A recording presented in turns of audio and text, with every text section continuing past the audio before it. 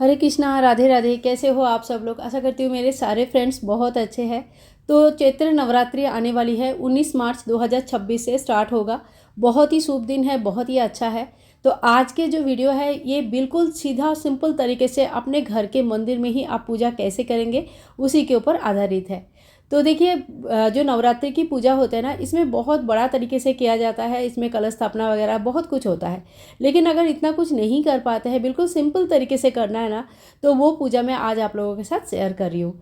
तो यहाँ पे मैंने अपने मंदिर के सामने ही जो चौकी लगा रहता है ना, इसके ऊपर ही एक लाल इस तरह से कपड़ा बिछा लिया है, क्योंकि माता रानी को लाल चीज़ें बहुत ज़्यादा प्रिय होते हैं।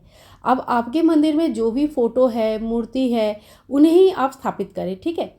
और अगर कुछ नहीं है, आप लाना चाहते हैं, तो नवरात्रि में माता रानी का बिना प्राण प्रतिष्ठा का भी आप माता रानी की स्थापना कर सकते हैं और उसके बाद रेगुलर बेसिस पे अपने मंदिर में पूजन कर सकते हैं, ठीक है। तो इसके बाद देखिए, थोड़ी सी चावल का आसन लगाएंगे। आप चावल से स्वास्तिक, ओम, अष्टदल कमल, ये सारी चीज़ें भी बना सकते हैं, बहुत अच्छा दिखते हैं। और साथ ही में हम गणेश जी को यहाँ पे विराजमान करेंगे। गणेश जी की स्थापना करना बहुत ही ज़्यादा आवश्यक है। अगर एकदम मंदिर में ही कर रहे हैं, गणेश जी वहाँ पर है तो वहीं पे पूजा कर लीजिएगा। और अलग से अगर चौकी लगा रहे हैं थोड़ी सी, तो वहाँ पे माता रानी के साथ साथ गणेश जी को भी बैठाइएगा। यहाँ पे थोड़ा सा मैंने चावल का आसन दिया है। देखिए, कलश स्थापना तो हम लोग नहीं करेंगे, ठीक है, लेकिन कलश में एक कलश जल हमें माता रानी के सामने जरूर रखनी है। माता भगवती के सामने ये जो जल 9 दिन तक रखा रहता है ना, ये बहुत ही ज़्यादा शुभ माना जाता है। घर की नेगेटिविटी दूर करने के लिए 9वें दिन इसकी उपाय किया जाता है। इसमें मैंने 1 रुपया के एक कॉइन डाल दिया है, थोड़ी सी चावल डाल दिया है, और साथ ही में देखिए थोड़ा सा आप दुर्बा घास डाल सकते हैं, और चंदन, रोली, हल्दी, ये सारी चीज़ें डाल सकते हैं। ये प्रॉपर कलश स्थापना नहीं है, लेकिन इस जल को हमें 9 दिनों तक रखना है, ठीक है। तो यहाँ पे साथ में देखिए, पहले जब मैंने पूजा विधि में पूजा सामग्री शेयर किया था, इससे पहले वाली वीडियो में, वहाँ पे मैंने बताया था कि अगर आप लक्ष्मी प्राप्ति के लिए सरल उपाय कुछ करना चाहते हैं, तो इसी जल में आपको 1 कौड़ी और 1 कमलगट्टा जरूर ऐड करना चाहिए। इसके बाद क्या करना है सभी चीज़ों का, ये आप लोग पूछते हैं। तो देखिए, जो जैसे चावल वगैरह हो जाता है, ये तो विसर्जन हो जाता है।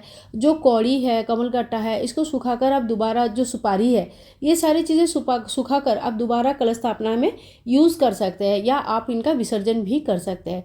तो जैसे भी करेंगे, बस चीज़ों का प्रॉपर यूज़ होना चाहिए। यहाँ पे मैंने थोड़ी सी गुलाब की पंखुड़ी भी डाल दिया है।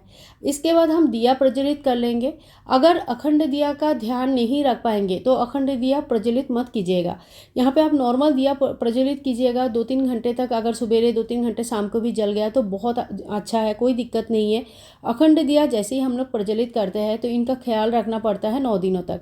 ये बूझनी नहीं चाहिए हमारी गलतियों की वजह से, ठीक है। तो आप सुबह का और शाम का दिया प्रज्वलित कर सकते हैं। यहाँ पे मैंने दिया और धूप भी प्रज्वलित कर लिया है, और देखिए हमारी चौकी बिल्कुल तैयार हो गया है पूजा के लिए। इसके बाद हम एक फूल ले लेंगे। आप कुछ घास ले सकते हैं, आम के पत्ते या कोई भी शुभ पत्ते ले सकते हैं। तुलसी यूज़ नहीं होती है, तुलसी छोड़ के आप दूसरा कोई पत्ता ले सकते हैं। तो जल का छींटा देते हुए सबसे पहले हम गणेश जी को स्नान कराएंगे। ओम गंग गणेशाय नमः, ओम गंग गणेशाय नमः, ओम गंग गणेशाय नमः, जय माता रानी, जय माता रानी, जय माता रानी। इस तरह से सभी को हम स्नान करा लेंगे। उसके बाद वस्त्र रूपी कलावा चढ़ाएंगे। अगर आपकी विग्रह बड़ी है, अपने वस्त्र वगैरह लेके आए हैं, या आपके पास विग्रह है जैसे जिनको साड़ी वगैरह पहनाते हैं, तो वो आप जरूर पहनाइए। और अगर मूर्ति की पूजा आप कर रहे हैं ना, तो उनको दूध या पंचामृत से स्नान करा के फिर आसन में बैठाइए। यहाँ पे मैंने फ़ोटो की पूजा किया है, इसीलिए इस तरह से पूजा किया है। मूर्ति की जब पूजा होती है तो उसमें प्रॉपर स्नान करवाया जाता है।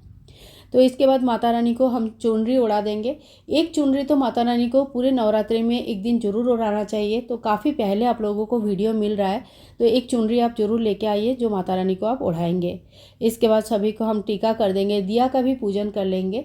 दिया अग्नि होती है और अग्नि ही हमारे पूजा का साक्षी होता है।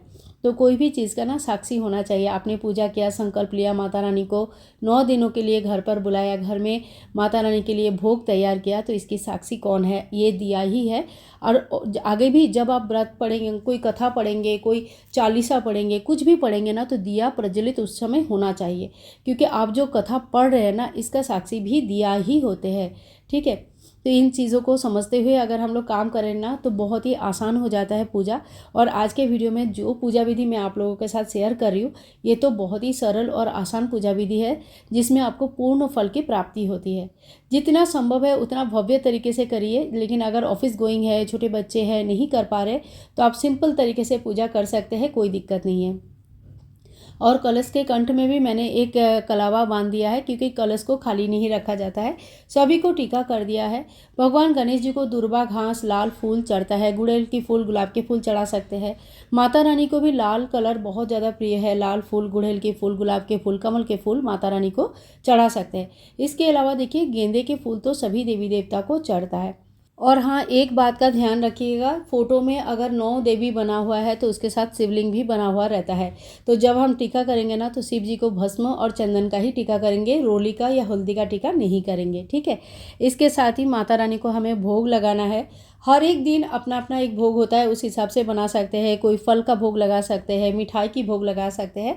और एक पान के पत्ते में लौंग, इलायची, बतासा का भोग जरूर लगाइए। अगर पान के पत्ते डेली नहीं मिलते हैं तो इस तरह से छोटा एक कटोरे में भी भोग लगा सकते हैं। इसके बाद यहाँ पे मैंने 1 लोटा जल भी रख दिया, क्योंकि जितने बार हम भोग लगाएंगे ना उतने बार हमें जल का भी भोग लगाना होता है। माता रानी सुहाग देने वाली होती है, इसीलिए सुहाग का सामग्री माता को जरूर चढ़ानी है। अगर किसी वजह से पहले दिन नहीं ला पाए हैं तो कोई बात नहीं, सप्तमी या अष्टमी के दिन भी माता रानी को चढ़ा सकते हैं। माता रानी को चढ़ाने के बाद इसमें से कुछ सामग्री अपने लिए रख सकते हैं, जैसे सिंदूर, काजल या जो भी रखना है। बाकी सामान हमें दान करना होता है। दान से कोई चीज़ जब हम दान करते हैं तो वो चीज़ में बरकत आती है। तो सुहाग दान से सुहाग के सर्वथा कल्याण होता है, बरकत होती है। तो ज़रूर हमें मंदिर में भी दान कर सकते हैं। कोई सुहागन लेडीज़ को, ब्राह्मणी को, पुरोहित की वाइफ को भी दान कर सकते हैं, ठीक है। तो इस तरह से हमें दान का मैंने बता दिया। आप देखिए, सुबह इस तरह से जब हमारा पूजा हो जाएगा तो शाम को ये फूल वगैरह हमें हटा लेनी है।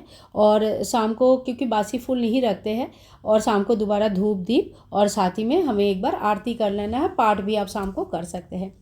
इसके बाद देखिए, जो नवरात्रि के समय होता है इसमें माला जप करना, कोई ग्रंथ पाठ करना बहुत ज़्यादा शुभ माना जाता है। अब नवरात्रि के 9 दिन की कथा आती है, इसमें बहुत सारा चीज़ें दिया हुआ रहता है। आप अगर बुक लेते हो या आपके पास है, कभी समय निकाल के बुक को देख लेना, यहाँ पे काफ़ी सारी चीज़ें दिया हुआ रहता है। तो आप दिन के हिसाब से भी एक एक पाठ कर सकते हैं। आप रामचरितमानस पढ़ सकते हैं, रामायण पढ़ सकते हैं, दुर्गा चालीसा पढ़ सकते हैं, हनुमान चालीसा पढ़ सकते हैं, या जो भी आपका नित्य पाठ है वो भी कर सकते हैं, ठीक है। तो इस तरह से हमें एक पाठ या एक माला जप का नियम तो जरूर लेनी चाहिए। 9 दिनों तक जो भी काम हम करते हैं ना उसमें बरकत होते हैं। गलत काम करते हैं तो गलत ही हमारा साथ देता है, और अगर अच्छे काम करते हैं तो अच्छा हमारा साथ देते हैं।